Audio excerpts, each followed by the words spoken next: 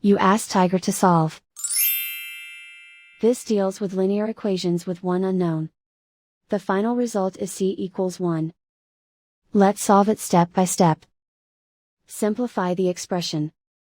Find the greatest common factor of the numerator and denominator. Factor out and cancel the greatest common factor. Swap sides. Isolate the c. Multiply both sides by inverse fraction 3/10.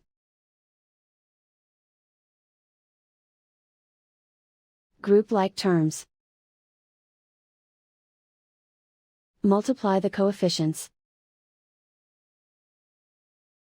Simplify the fraction. Multiply the fractions. Simplify the fraction. And so the final result is c equals 1.